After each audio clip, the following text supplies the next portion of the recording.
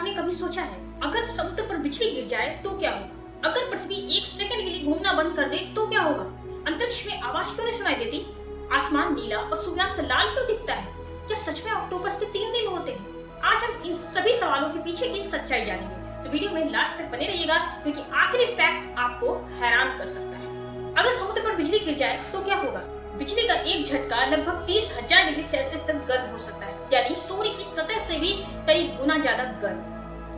जब बिजली समुद्र पर गिरती है तो उसकी ऊर्जा सबसे पहले पानी की ऊपरी सतह पर फैलती है, क्योंकि समुद्र का पानी नमकीन होता है, इसलिए वो बिजली का अच्छा चालक होता है। लेकिन इसका मतलब ये नहीं कि पूरी समुद्र की मछलियां मर जाएंगी। असल में बिजली की ताकत बहुत तेजी से चारों तरफ फैलकर कम हो जाती है, इसलिए इसका असर उसी जगह के आसपास रहता है जहाँ बिजली गिरी।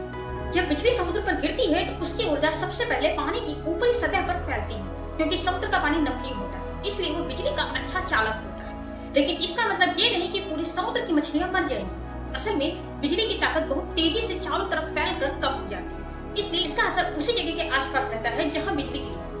अगर कोई तैराक, नाव या समुद्री जीव बिजली गिरने वाली जगह के बहुत पास हो तो उससे गंभीर नुकसान हो सकता है, लेकिन गहरे पानी में रहने वाले अधिकांश जीव यहाँ पर सुरक्षित रहते हैं। यही कारण है कि समुद्र में रोजाना बिजली गिरे। अगर पृथ्वी एक सेकंड के लिए घूमना बंद कर दे तो क्या होगा? सुनने में यह सिर्फ एक सेकंड लगता है, लेकिन इसका असर पूरी दुनिया पर भयानक हो सकता है। पृथ्वी अपनी धुरी पर लगभग 1670 किलोमीटर प्रति घंटे की रफ्तार से घूम रही है। अगर पृथ्वी अचानक रुक जाए तो इमारतें, पेड़, जमीन तो रुक जाएंगे, लेकिन हवा, समुद्र और हम लोग अपनी पुरानी रफ्तार से आगे बढ़ते रहेंगे। इससे पूरी दुनिया में तेज तूफान, विशाल सुनामी और भयंकर तबाही मच सकती है। हालांकि वैज्ञानिकों के अनुसार वास्तविकता में पृथ्वी का अचानक रुकना लगभग असंभव है, लेकिन अगर कभी ऐसा हुआ तो मानव इतिहास के सबसे विनाशकारी घटना मानी जाएगी। अब आता है हमारा तीसरा सवाल, अंतरिक्ष में आखिर आवाज क्यों नहीं सुनाई देती? फिल्मों में अक्सर दिखाया जाता है कि अंतरिक्ष में बड़े बड़े धमाकों की आवाज आती है, लेकिन असलियत बिल्कुल अलग है। आवाज को चलने के लिए हवा, पानी या किसी ठोस माध्यम की जरूरत होती है। अंतरिक्ष लगभग पूरी तरह से खाली होता है, यहाँ हवा नहीं होती, इसलिए अगर अंतरिक्ष में कोई विस्फोट भी हो जाए तो उसकी सिर्फ रोशनी दिखाई देगी, क्योंकि आवाज कभी सुनाई ही नहीं देगी। इसी वजह से अंतरिक्ष यात्री एक दूसरे से बात करने के लिए रेडियो सिग्नल का इस्तेमाल करते हैं, क्योंकि रेडियो तरंगे बिना हवा के भी यात्रा कर सकती हैं। क्वेश्चन नंबर 4 आता है हमारा, आसमान नीला और सूर्यास्त लाल क्यों दिखाई देता है? सूरज की रोशनी हमें सफेद दिखाई देती है, लेकिन वास्तव में इसमें 7 रंग मौजूद होते हैं।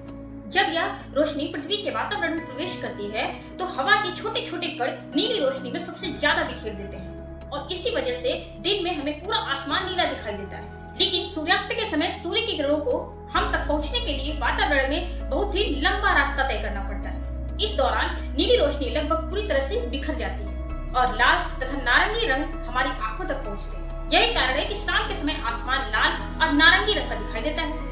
क्वेश्चन नंबर 5 है कि क्या सच में ऑक्टोपस 3 दिल होते हैं? तो हाँ, ये बिल्कुल सच है। ऑक्टोपस के शरीर में कुल 3 दिल होते हैं। इनमें से 2 दिल उसके गलफड़ों तक खून पहुंचाते हैं ताकि ऑक्सीजन मिल सके, जबकि तीसरा दिल पूरे शरीर में ऑक्सीजन वाला खून पंप करता है। सबसे हैरान कर देने वाली बात यह है, जब ऑक्टोपस तेजी से तैरता है तो उसका मुख्य दिल कुछ समय के लिए काम करना बंद कर देता है, और इसी कारण ऑक्टोपस ज्यादा देर तक तैरना पसंद नहीं करता और अधिकतर समय समुद्र की सतह पर चट्टानों के पास रेंग कर चलता है। ऑक्टोपस को दुनिया के सबसे बुद्धिमान समुद्री जीवों में गिना जाता है। यह पहेलियों को हल कर सकता है, जाल खोल सकता है और अपने शरीर का रंग भी बदल सकता है। तो दोस्तों, अगर आपको ऐसे ही मजेदार और ज्ञानवर्धक फैक्ट्स पसंद है तो वीडियो को लाइक करिएगा, अपने दोस्तों के साथ शेयर करिएगा और चैनल को सब्सक्राइब करना बिल्कुल मत भूलिएगा। मिलते हैं अगली वीडियो में एक और शानदार विषय के साथ। Thank you.